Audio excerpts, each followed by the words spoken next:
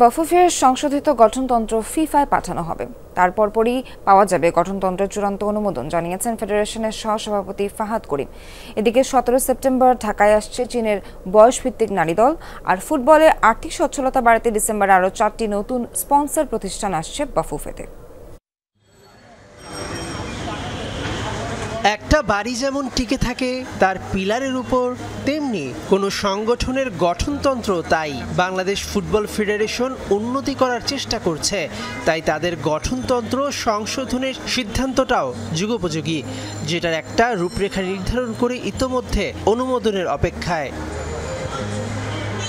গঠনতন্ত্রের কোন কোন ধারায় সংশোধন আনা উচিত সেটা নির্বাচিত সদস্যদের জানাতে 30 দিনের সময়সীমা বেঁধে দিয়েছিল, যার বেশ কদিন শেষও হয়েছে। সদস্যরা নিজেদের মতো মতামত দেবার পর সেটা ফিফার কাছে পাঠানো হবে, তারপরেই আসবে চূড়ান্ত গঠনতন্ত্র।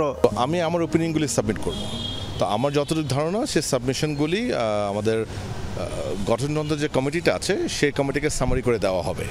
তারপরে সেই কমিটি আপনার ফিফার সাথে যোগাযোগ করে কোনটা অ্যাকসেপ্টেবল, কোনটা নট অ্যাকসেপ্টেবল সেটাকে রিভাইজ করে আবার আমাদের কাছে পাঠানো হবে। 15 জন যে মেম্বার আছে তার মধ্যে 2 জন ফিমেল ক্যান্ডিডেট আছে।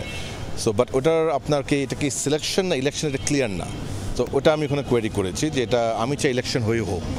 এদিকে চীন থেকে বয়সভিত্তিক নারী দল ঢাকায় আসার খবর আগেই জানিয়েছিল যমুনা টেলিভিশন। এবার জানা গেল তাদের আসার দিনক্ষণ সেপ্টেম্বরের 20 তারিখে যে ম্যাচটা আছে ওটা আমরা চিন্তা করছি। 3টা ভেনিউ নিয়ে আমরা দেখব, সেটা আমরা দূতাবাসের সাথে আলাপ করে we will select one venue.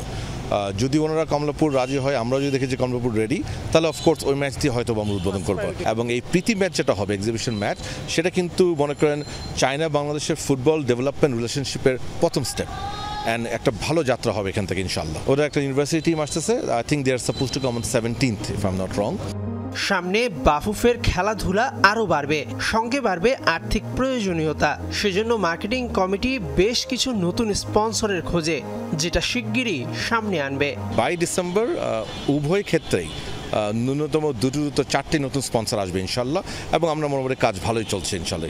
Mehedi Naim, Jamuna sports, Dhaka.